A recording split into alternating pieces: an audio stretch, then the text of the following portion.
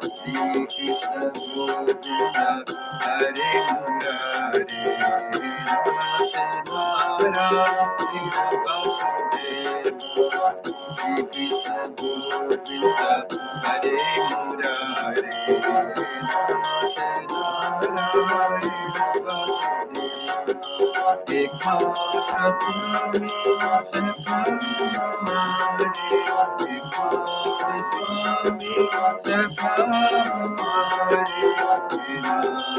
नाथ नारायण श्री कृष्ण गोविंद हरे मुरारे, नाथ नारायण वासुदेव, श्री हरि शरणं रघुहरि शरणं, श्री हरि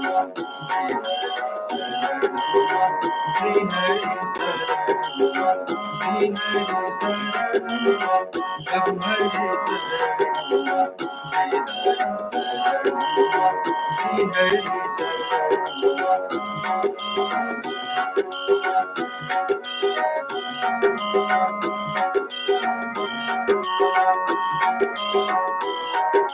श्री हरि शरणं रघुहरि शरणं, श्री हरि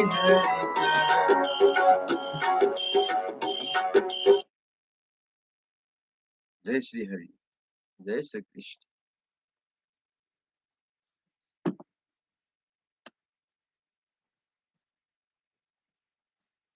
आज श्री हरिवंश पुराण को 225औं दिनमा छु। म आज 31वां अध्याय प्रारंभ करने जा रहा हूँ। इसमें आज हम तपस्या के प्रभाव से देवताओं का उत्कर्ष के विषय में हम श्रवण करेंगे। जन्मेजय ने पूछा, मुने, तदंतर देवताओं ने तपस्या से संयुक्त होकर क्या किया? वैश्यपायन जी कहते हैं, राजन, तदंतर सभी विष्णु स्वरूप ब्राह्मण गणों ने यज्ञ की दीक्षा ली। पुष्कर से अग्नि को उद्धत करके उनकी विधिवत स्थापना करने के पश्चात वेदागास से प्रेरित हो मंत्रोक्त विधि से मंत्रपूत हविष्य द्वारा जैसे विधान है उसी प्रकार हवन किया। ओ अग्निदेव, वहां ब्रह्म तेज से संपन्न हो विधिवत बढ़ने लगे। महान तेज की राशि से युक्त होकर ओ प्रभु अग्निदेव पुरुष पुरुष रूप में प्रकट हो गए। उस समय उनका नाम ब्रह्मदंड रखा गया। वो अपने तेजस्वी शरीर से दूसरों को दग्ध करते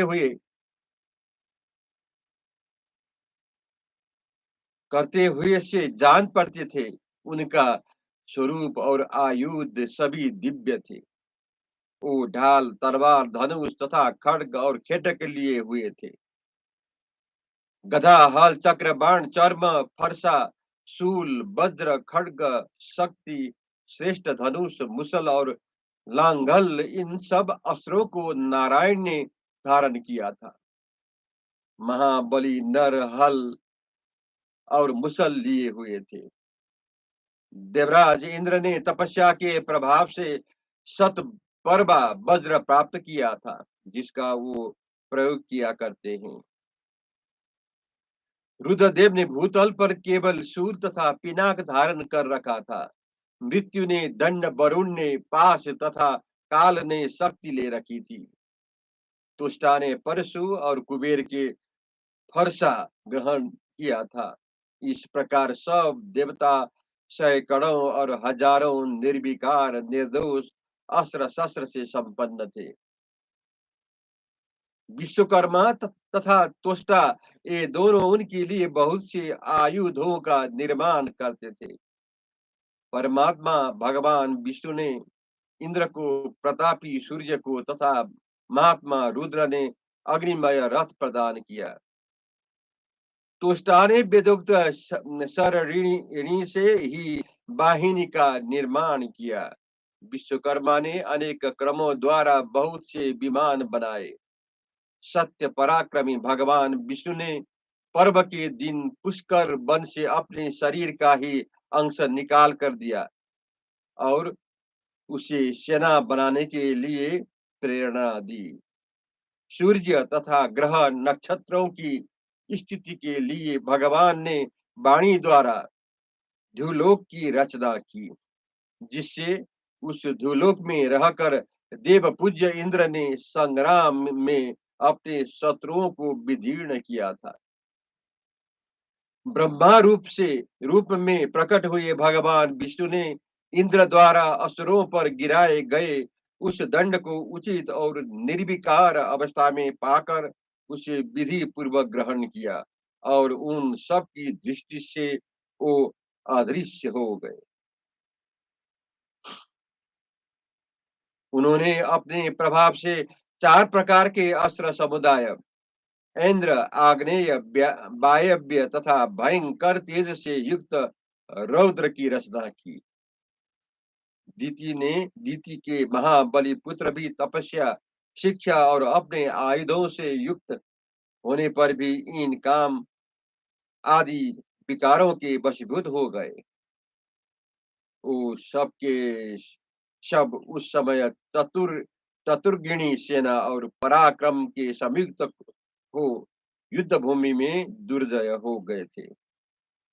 वो गुहाओं के मध्य भागों के त्याग कर सामानों से भरे हुए रथ पर बैठकर मंदराचल की उपत्यका में पृथ्वी पर ही विचरने लगे। तब तबो गुणे कार्यभूत असुरों की उस सारी चतुरंगिणी सेना का संहार करके प्रभावशाली भगवान विष्णु ने ही भूतल पर बड़े बड़े योगों का आचरण किया। फिर धर्ममय और चीरमय वस्त्र धारण करने वाले ब्राह्मणों और समस्त देवताओं के साथ विचरते हुए असुर दूसरी तपस्या करने लगे।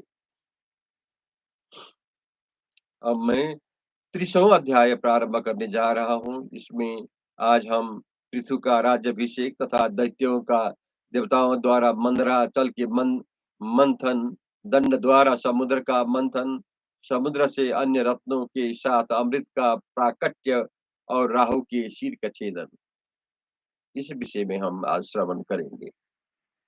जन्मेजय ने पूछा, ब्राह्मण, जब लोहे की कील के समान हृदय में कसक पैदा करने वाला मर्यादा शून्य महान ग्रह विद्यमान तथा और प्राणियों के मोक्ष की कोई संभावना नहीं रह गई थी, उस समय सारी प्रजाएं कैसे रहती थी?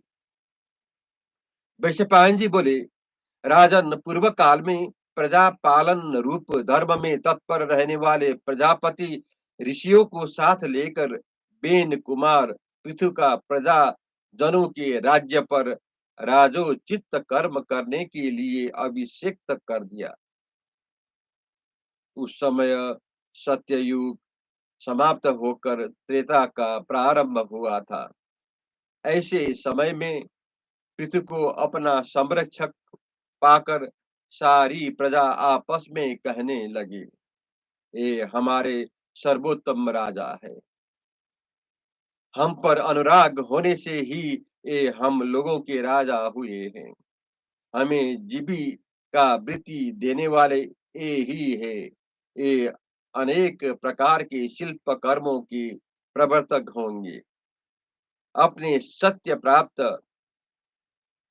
भगवत दर्पित कर्म से ये समस्त प्राणियों के जीवन निर्माता होंगे। इसी समय अनेक प्रकार के नियमों को पालना से थके हुए देवता गंधमादन पर्वत की शिखरों पर बैठे थे। वैशाख मास एवं बसंत ऋतु का समय प्राप्त था। वहां बैठे हुए देवताओं और दैत्यों को समय ओर से एक दिव्य सुगंध का अनुभव हुआ। वो उस गंध से मदमत्त हो गए। वह किसी फूल मात्र की प्रबल गंध थी जो हवा ने फैलाई थी, वह मन को बरबस खींचे लेती थी, पूर्णतः सुखदायिनी थी। पृथ्वी तल को वह सबसे उत्कृष्ट गंध थी। सॉरी। उस सुगंध से दैत्यों को कुछ विस्मित हुआ। उनका मन प्रसन्न हो गए और उन्हें बड़ा सुख मिला। उस गंध से उन्मत्त हो वो सब एक साथ होकर बोले, जिसके फूल मात्र में ऐसी शक्ति है, उसके फल से न जाने क्या होगा।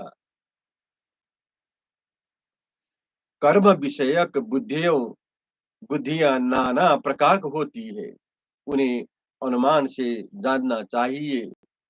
उनमें से कुछ तो शुभ मुख्य साधक होती है और कुछ अशुभ भोग साधक। देहधारियों को बुद्धि के बल से उसके समझना चाहिए।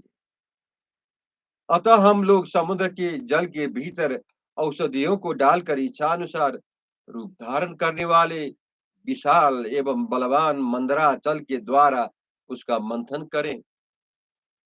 हम सब एक साथ अमृत की प्राप्ति के लिए उद्यमशील हो और उत्साह पूर्वक समुद्र का मंथन करें। इससे हमें सोमज जल अर्थात अमृत प्राप्त होगा, जिसे पीकर हम इच्छानुसार रूप धारण करने में समर्थ एवं अमर हो जाएंगे। महाबली विष्णु ही उन देवताओं की ओर से अगुआ होंगे। हम अमृत पान करके अमर हो अपने शत्रुओं देवताओं के साथ स्वर्ग तथा भूतल का सुख भोगेंगे। मूल पिता पत्र भार्या शाखा भाई तथा पुष्प संतान आदि समस्त परिवार के साथ हम सब लोग अभीष्ट फल के भागी होंगे। इस वसुधा पर ही हम सुधा पान करेंगे और ग्रहों अपने भागों को ग्रहण करेंगे। इस प्रकार वे महापराक्रमी दैत्य मंदराचल को हिलाने या उखाड़ने की बातें करके पार्श्ववर्ती पर्वतों से तथा गंधमादन के शिखरों पर पैदा हुए वृक्षों को उखाड़ कर अपनी विशाल भुजाओं द्वारा मंदराचल पर्वत को निश्चित रूप से उठाने के लिए दौड़े और पृथ्वी को कंपित करने लगा। परंतु वो दानव गिरिराज मंदर को किसी तरह भी उखाड़ ना सके। उनके घुटने घिस गए और उस विशाल पर्वत के भीतर गिर पड़े। तपस्या के द्वारा उनके पाप दग्ध हो गए थे। वो आप ही अपने मन को धीरज दे अपने दिव्य मस्तक ब्रह्मा जी के चरणों में झुकाकर उनकी शरण में गए। ब्रह्मा जी सर्वत्र गमन करने वाले तथा सबको बस में रखने वाले हैं। उसकी बुद्धि सदा समस्त लोगों के हित हो चिंतन में ही लगी रहती है। वे उन दैत्यों का मनोरथ जानकर लोकहित को कामना से नाना प्रकार के वाक्यों तथा उत्तम वर्ण संपत्ति से युक्त वाणी बोले। शरीर होकर भी उन्होंने अशरीर वाणी का प्रयोग किया। उन्होंने कहा, आदित्य वसु रुद्र मरुरुद्रण देवता यक्ष गंधर्व और गान परायण किन्नर ये सब एक साथ मिलकर अमृत के लिए प्रयत्न करें तो विविध धातुओं से रंजित इस महा तेजस्वी पर्वत को उठा सकते हैं। समस्त देवता और असुर उस महापर्वत को उखाड़कर हिमवान पर्वत के सारभूत रस को लता बेलों के रूप में अपने हाथों में आया हुआ देखेंगे। उस समय सबके निकट खड़े हुए बाहु बलशाली दैत्य ब्रह्मा जी का यह वचन सुनकर मन और वाणी आदि के द्वारा उस कार्य के साधनों में प्रवृत्त हुए। जहाँ एक साथ हुए देवताओं और दानवों द्वारा वह मंथन दंड डाला गया था। उस लवण समुद्र के वो खिलौने बन गए। उसके जल से बारंबार इधर-उधर आंदोलित होने लगे। समस्त देवता और असुरों ने एक साथ लवण समुद्र के जल में मंदराचल को मथानी के रूप में डालकर वासुकी नाग को मथानी बनाया और औषधियों सहित समुद्र जल का 1 सहस्र वर्षों तक मंथन किया। औषधियों के योग से वहां का जल दूध रूप होकर अमृत बन गया। कलश में संचित हुए उस अमृत को पहले असुर ने हर लिया, क्योंकि वो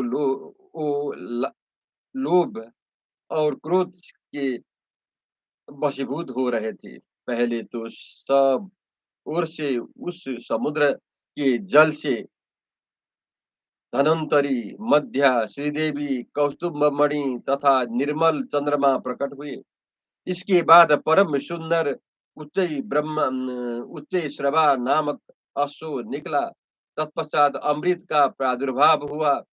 जब दैत्यों ने उसे अपने अधिकार में कर लिया, तब देवता उसे लेने के लिए राहु के विषय में इस प्रकार कहने लगे। वही भी दैत्य और दानव अभी अमृत का पान नहीं करते हैं, किंतु यह राहु उसे पीने की चेष्टा कर रहा है। तब श्री हरि ने युद्ध में अपनी चक्र से तत्काल राहु का सिर काट लिया।